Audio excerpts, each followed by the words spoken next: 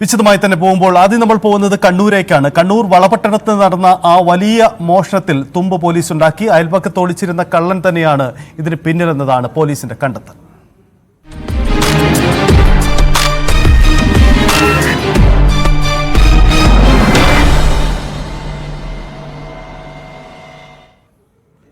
കണ്ണൂർ വളപട്ടണത്ത് അടച്ചിട്ട വീട്ടിൽ നിന്ന് 300 പവനും 1 കോടി രൂപയും മോഷ്ടിച്ച കേസിൽ അയൽവാസി പിടിയിൽ. വീട്ടുടമ അഷ്റഫിന്റെ അയൽവാസിയായ ലിജീഷാണ് പിടിയിലായത്.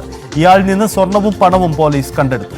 ഫോൺ രേഖകളാണ് പ്രതിയെ കുടുക്കിയത്. മോഷണം നടന്ന ദിവസം പ്രതിയുടെ ഫോൺ സ്വിച്ച് ഓഫ് ആയിരുന്നു. ഇയാളുടെ വീട്ടിലെ കട്ടിലിനടിയിൽ നിന്ന് രഹസ്യ അറയും കണ്ടെത്തിയിട്ടുണ്ട്. കഴിഞ്ഞ മാസം 20-നാണ് അരി വ്യാപാരിയായ അഷ്റഫിന്റെ വീട്ടിൽ മോഷണം നടന്നത്. KV ബൈജു ചേരുന്നുണ്ട്. ബൈജു, ഏറെ ചർച്ച ചെയ്യപ്പെട്ട മോഷണമാണ്. ഇതെങ്ങനെ സംഭവിച്ചു? നിരവധി സുരക്ഷാ സംവിധാനങ്ങളുള്ള വീട്ടിൽ നിന്ന് ഈ മോഷണം എങ്ങനെ നടന്നു എന്ന ചോദ്യമാണ് ആദ്യം തന്നെ നമുക്കും ഉണ്ടായിരുന്നത്. എന്തായാലും പോലീസ് തുമ്പുണ്ടാക്കുന്നു. അയൽക്കാരൻ തന്നെയാണ് മോഷ്ടാവെന്ന് കണ്ടെത്തുന്നു. എങ്ങനെയാണ് ഇയാളിലേക്ക് പോലീസിന്റെ അന്വേഷണം എത്തിയത്?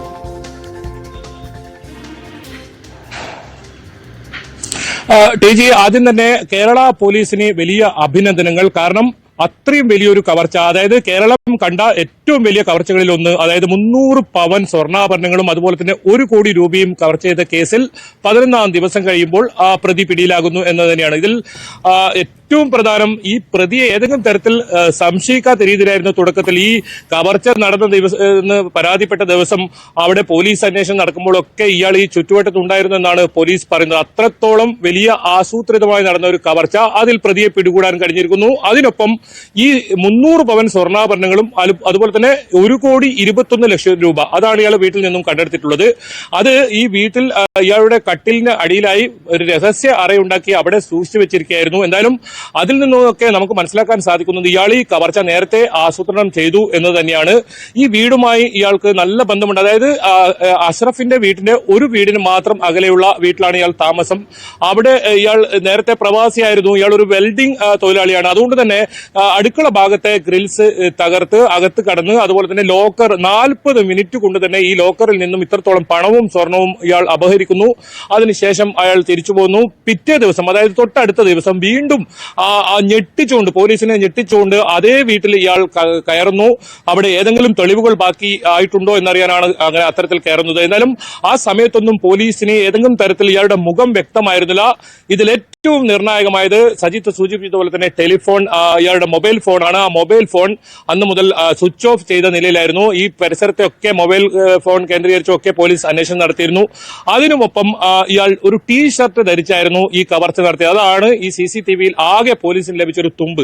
ആ തുമ്പ് തേടി പോലീസ് പിന്നീട് പിന്തുടരുകയും പിന്നീട് ആ സമീപ പ്രദേശത്തെ മുഴുവൻ CCTV, അതായത് അഷ്റഫിന്റെ വീട്ടിന്റെ തൊട്ടടുത്തുള്ള വീടുകളിലെയും വ്യാപാര സ്ഥാപനങ്ങളിലും ഒക്കെ CCTV പരിശോധിച്ചതിൽ നിന്നും ടീഷർട്ട് ധരിച്ച ഈ ലിജീഷിനെ കണ്ടെത്തുകയായിരുന്നു. പിന്നീട് 3 ദിവസത്തോളം ഇയാളെ പോലീസ് നിരീക്ഷണത്തിലായിരുന്നു. അതിനുശേഷമാണ് ഇയാൾ ഇന്നലെ കസ്റ്റഡിയിലെടുക്കുന്നതും കൂടുതൽ ചോദ്യം ചെയ്യലിൽ ഇയാൾ ഇത് കുറ്റം സമ്മതിക്കുകയും ഈ പണം ഇയാൾ വീട്ടിൽ സൂക്ഷിച്ചിട്ടുണ്ടെന്ന് പറയുകയും അത് പോലീസ് കണ്ടെടുക്കുന്ന സാഹചര്യമുണ്ട്. ഏതായാലും ഇയാളെ കുറിച്ച് നമുക്ക് മനസ്സിലാക്കാൻ സാധിക്കുന്നത്, പോലീസ് പറയുന്നത് 1 വർഷം മുമ്പ് കീച്ചേരിയിൽ ഇതേ സമാനമായ രീതിയിൽ ഒരു കവർച്ച നടന്നിരുന്നു. 11.5 പവൻ സ്വർണം അന്ന് കവർച്ച ചെയ്തിരുന്നു. എന്തായാലും വലിയ തോതിൽ ആളുകളുമായി ഒന്നും ഇടപഴകാത്ത ഒരു ആളാണ് ഈ ലിജീഷ് എന്നാണ് പറയുന്നത്. അത്തരത്തിൽ നാട്ടുകാരുമായി വലിയ സൗഹൃദം ഒന്നുമില്ല. ഇയാൾ ഏതെങ്കിലും തരത്തിൽ ഒരു സംശയിക്കുക പോലും ആ നാട്ടുകാർ ഇടവരാത്ത രീതിയിലായിരുന്നു ഇയാളുടെ പെരുമാറ്റമൊക്കെ.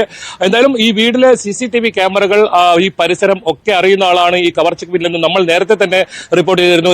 സഹിതം നമ്മൾ ഒരാഴ്ചയായി ഈ വാർത്തയ്ക്ക് പിന്നിൽ തന്നെയായിരുന്നു. ഒരു പക്ഷേ അന്വേഷണം വലിയ തോതിൽ വഴിമുട്ടി നിൽക്കുന്ന ഒരു സാഹചര്യം വരെ തുടക്കത്തിലുണ്ടായിരുന്നു. അത്രത്തോളം ആസൂത്രിതമായി നടന്ന ഒരു കവർച്ച, CCTV ക്യാമറകൾ ഉണ്ടായിട്ടും അത്രയും ധൈര്യമായി അവിടെ ഇത്തരത്തിൽ കവർച്ച നടത്തുന്നു. അത്രത്തോളം തിരിച്ചറിയാൻ കഴിയാത്ത രീതിയിലായിരുന്നു ഇയാളുടെ ഇടപെടലൊക്കെ. പക്ഷേ പോലീസ് അത് കൃത്യമായി കണ്ടെത്തിയിരിക്കുന്നു. പോലീസ് പ്രതിയിലേക്ക് എത്തിയിരിക്കുന്നു. 11-ാം ദിവസം കഴിയുമ്പോഴേക്കും പ്രതി പിടിയിലാകുന്നു. ഏതായാലും അല്പസമയത്തിനകം തന്നെ അസിസ്റ്റന്റ് ACPയുടെ വാർത്താ സമ്മേളനം ഉണ്ടാവും. കൂടുതൽ വിവരങ്ങൾ, വിശദാംശങ്ങൾ ഈ വാർത്താ സമ്മേളനത്തിൽ വ്യക്തമാക്കും. ഏതായാലും ഇയാളെ കുറിച്ച് കൃത്യമായി പറയുന്നത് പോലീസ് ഈ കവർച്ച നടക്കുന്ന സമയത്ത് പോലും ഈ പരിസരത്ത് ഇയാൾ ഉണ്ടായിരുന്നു എന്നാണ്. ഇതിൽ ഡോഗ് സ്ക്വാഡിന്റെ പരിശോധനയും നിർണായകമായി എന്ന് പറയേണ്ടി വരും.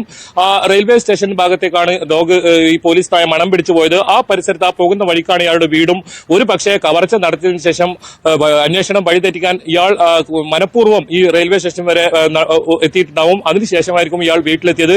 ഇയാൾ മറ്റെവിടെയും പോവാതെ വീട്ടിൽ തന്നെ ഈ കവർച്ച നടന്നതിന് ശേഷം ഉണ്ടായി എന്നതാണ് ഇതിൽ മറ്റൊരു പ്രധാനപ്പെട്ട കാര്യം. എന്തായാലും ഏതെങ്കിലും തരത്തിൽ പിടികൂടാൻ കഴിയില്ല എന്ന ഉറച്ച വിശ്വാസത്തോടു കൂടിയായിരുന്നു ഈ കവർച്ച എന്ന് പറയേണ്ടി വരും. അവിടെയാണ് പോലീസ് അത്തരത്തിൽ വളരെ വിദഗ്ധമായി ഇയാളെ പിടികൂടുന്നത്. ഏതായാലും വളപട്ടണം പോലീസ് സ്റ്റേഷനിൽ ലഡു വിതരണം ചെയ്തൊക്കെ ഇതിന്റെ സന്തോഷം പങ്കിടുകയാണ്. പോലീസുകാർക്ക് അത്രത്തോളം തലവേദന ഉണ്ടാക്കിയ ഒരു കേസാണ്.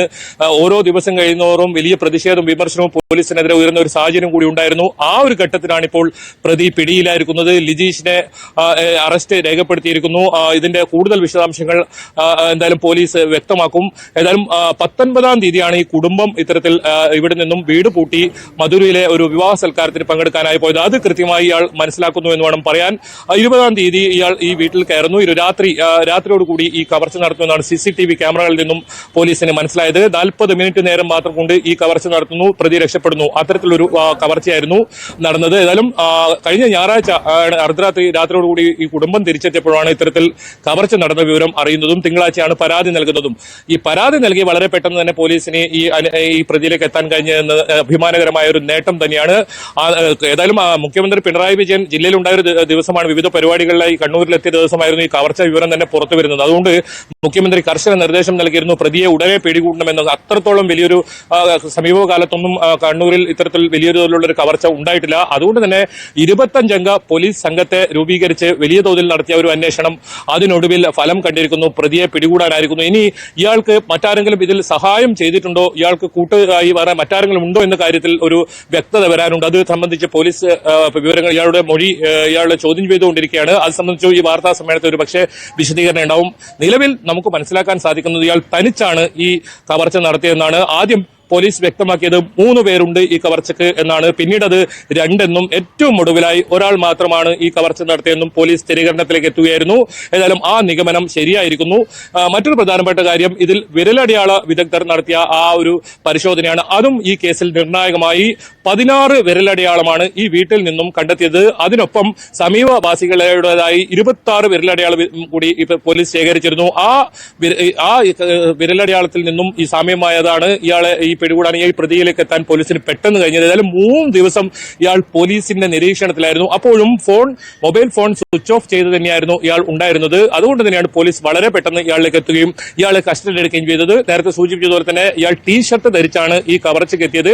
അത് ദൃശ്യങ്ങളിൽ വ്യക്തമാണ്. പക്ഷേ മുഖം ഏതെങ്കിലും തരത്തിൽ ഈ ദൃശ്യങ്ങൾ നമുക്ക് കാണാം. ആ ദൃശ്യങ്ങളിൽ നിന്നൊന്നും ഇയാളുടെ മുഖം വ്യക്തമല്ല. അത്രത്തോളം ആസൂത്രിതമായി ഒരു പക്ഷേ ആഴ്ചകൾക്കും മാസങ്ങൾക്കും മുൻപ് ഇയാൾ ഈ കവർച്ച ആസൂത്രണം ചെയ്തു എന്ന് വേണം കരുതാൻ. കാരണം ആ വീട്ടിൽ ഉണ്ടാക്കിയ ആ അറ തന്നെ നമുക്ക് കണ്ടാൽ മനസ്സിലാക്കും. ഈ കവർച്ച സ്വർണം ഇവിടെ ഉണ്ടെന്നും അതുപോലെ പണം ഉണ്ടെന്നും വീട്ടിലുണ്ടെന്നും മനസ്സിലാക്കിയ ഇയാൾ അത് നേരത്തെ തന്നെ പ്ലാൻ ചെയ്ത് തന്റെ കട്ടിലിനടിയിൽ ഇത്തരത്തിലൊരു അറയുണ്ടാക്കുന്നു. അത് പെയിന്റ് ഒക്കെ അടിച്ച് അത് തിരിച്ചറിയാൻ കഴിയാത്ത രീതിയിൽ ആ രീതിയിൽ തന്നെ അയാൾ ഉണ്ടാക്കുന്നു.